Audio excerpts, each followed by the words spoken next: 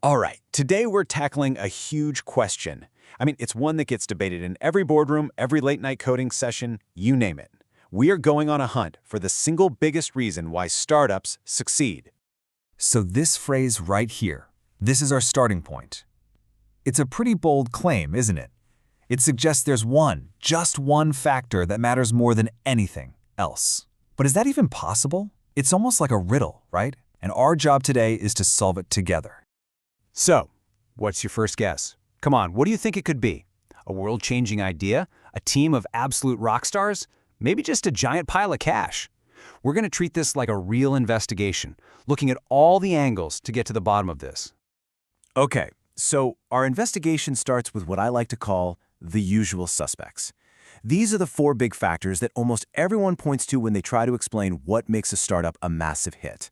Let's learn them up and take a good look. First up, the idea. You know the one. The classic eureka moment. That billion-dollar concept someone supposedly sketched on a napkin. The argument here is super simple. Without a truly brilliant, innovative idea, you've got nothing. It's the spark that's supposed to light the whole fire. But then, of course, you've got suspect number two, the team. You've probably heard the saying, ideas are a dime a dozen. Execution is everything. This whole argument says that even a so-so idea in the hands of an A-plus team can turn into a huge success. It's all about the people. Next in our lineup is the business model. This is the nuts and bolts, the actual blueprint for making money. You can have a great idea and a killer team, but if you don't have a solid way to actually turn a profit and scale up, you're not really a business, you're just a cool project. And last, but definitely not least, we have funding. Yep, money, capital, the fuel for the whole engine. The logic here is that without enough cash, even the best ideas, teams, and models will basically starve to death before they get off the ground. Money buys you time, it buys you talent, and it buys you the freedom to mess up.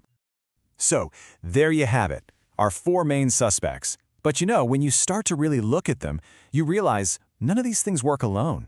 They're all tangled up together, each one relying on the others. Let's dig into that.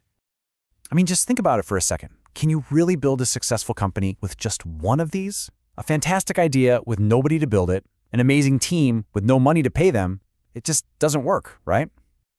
And this really lays it all out, doesn't it? You've got the idea, that's your innovation, your spark. But without a team to build it, it's just a thought. Then you have the team. They bring the execution, the horsepower. But what are they going to work on without an idea? And funding, that gives you resources, but it's just a number in a bank account without a team and a plan. See? Every single one is essential, but totally incomplete on its own. So here's the thing. Success isn't about finding the one perfect ingredient. It's about how all the ingredients mix together to create the final dish. It's the whole recipe, which means that single reason we're looking for, it's probably not even on our list. And that brings us to a huge pivot in our investigation. If the answer isn't one of the things inside the company, the what, then maybe we've been looking in the wrong place. Maybe we need to stop thinking about what and start thinking about when. Okay, so we've pretty much ruled out our main suspects. It kind of feels like we're back to square one. If the big secret isn't the idea, or the team, or the business model, or the funding, what on earth have we been missing this entire time? And here it is, the big reveal. The single biggest factor.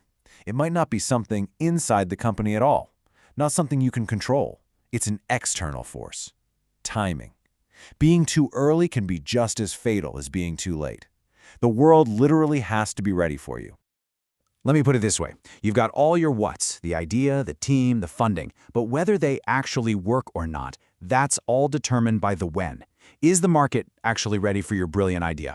Does your team have the right skills for this exact moment in technology? Is the economy in a place where people are even investing? The when creates the entire environment for the what to either flourish or fail. Okay, so where does that leave us? If timing is so important and it's mostly out of our hands, what are we supposed to do? This is where we stop talking theory and start building a real, practical blueprint for how to think about success. All right, first things first, we have to accept a hard truth. This whole hunt for a magic bullet, for that one single secret ingredient, it's a total distraction. The real world is a complex, dynamic system. Success isn't about finding one thing. It's about navigating how everything works together. So here's the new playbook, a 3-step process. Step 1, assess the conditions. You have to be brutally honest with yourself about whether the world is ready. Step 2, assemble the system. Put together the best idea, team, and model that actually fits those conditions right now. And step 3, maybe the most important, adapt or perish. Because the timing, the conditions, they will change. And you have to be ready to change right along with them. And this quote, man, it just wraps it all up perfectly. It's not one thing. It's the dynamic interplay. It's all about getting the what, the who, and the when to click together at that one perfect moment. So I'm going to leave you with a question to chew on. In your own projects, your own ambitions, what's the single reason for success you've been chasing? And maybe, just maybe, it's time to stop looking for that one magic ingredient and start focusing on the whole recipe. And most importantly, asking yourself, is the world even hungry for it yet?